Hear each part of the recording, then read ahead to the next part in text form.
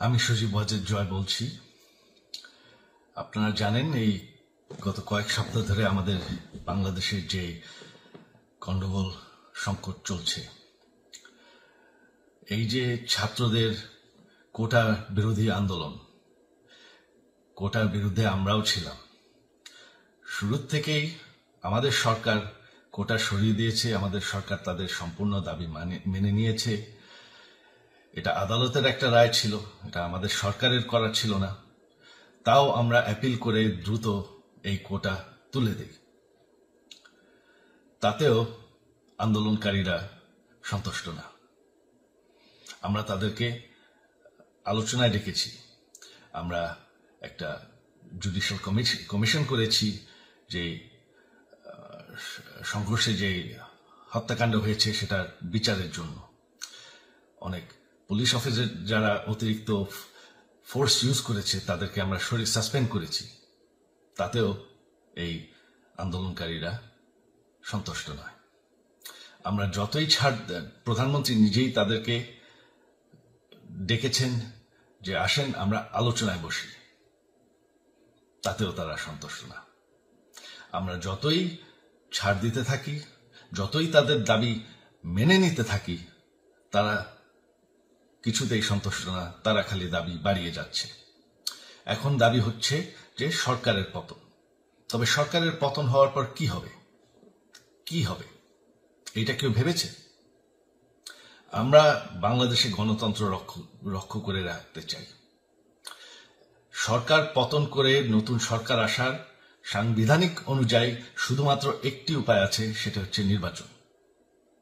আমাদের supreme court রায় দিয়েছে যে কোনো অনির্বাচিত সরকার 1 মিনিটের জন্য ক্ষমতা নিতে পারবে না।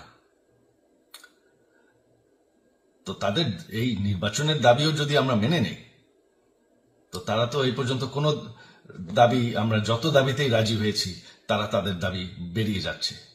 তার মানে কি, আমরা যদি এখন এই নির্বাচন সরকার পতনের দাবিও মেনে নেই, তারা তখন দাবি করবে যে না, এই সরকারের আন্ডারে এই নির্বাচন আমরা মানব না। তখন কি হবে এটা কেউ ভেবেছে?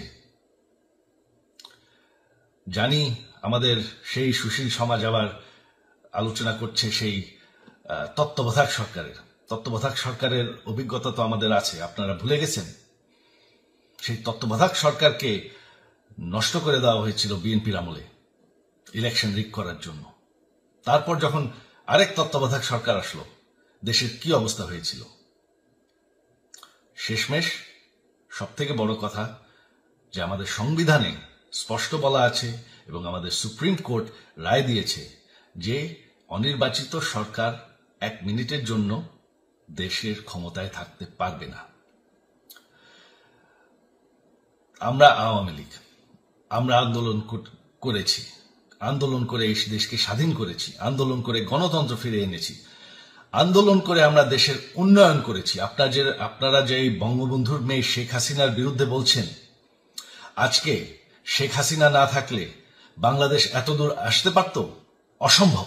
কেউ কল্পনা করতে পারে নাই যে বাংলাদেশ এরকম উন্নতি করবে, এরকম উন্নয়ন হবে।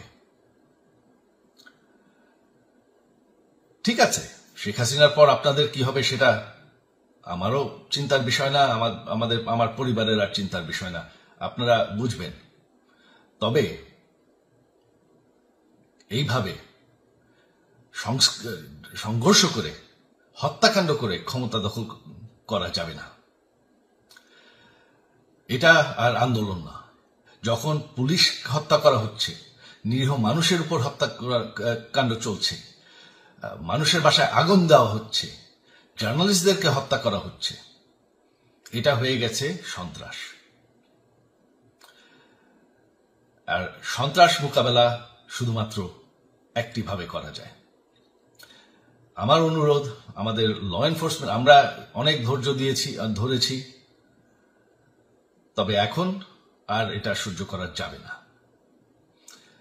ল এনফোর্সমেন্ট এজেন্সি, বিজিবি এবং কি আমাদের মিলিটারির প্রতি আমার আহ্বান যে আপনাদের দায়িত্ব হচ্ছে আমাদের দেশের মানুষকে নিরাপদ রাখা। এবং আমাদের দেশকে নিরাপদ রাখা, আমাদের দেশের সংবিধানকে নিরাপদ রাখা, সংবিধানকে রক্ষা করা। তার মানে 1 মিনিটের জন্য কোনো অনির্বাচিত সরকার আমাদের ক্ষমতায় আসতে দিবেন না। এটা হচ্ছে আপনাদের দায়িত্ব, কারণ সেইটা হলে আমরা আবার পাকিস্তানের মতন হয়ে যাব। আমাদের এই যে 15 বছরের উন্নয়ন সব শেষ হয়ে যাবে। বাংলাদেশ এর থেকে আর কোনোদিন ফিরে আসবে না। আমিও সেটা চাই না, আপনারাও সেটা চান না। আমি সজীব ওয়াজের জয় যতদিন আমার পক্ষে সম্ভব আমি সেটা হতে দেব না। জয় বাংলা, জয় Bangabandhu. Don't miss out. Follow One India for real-time updates.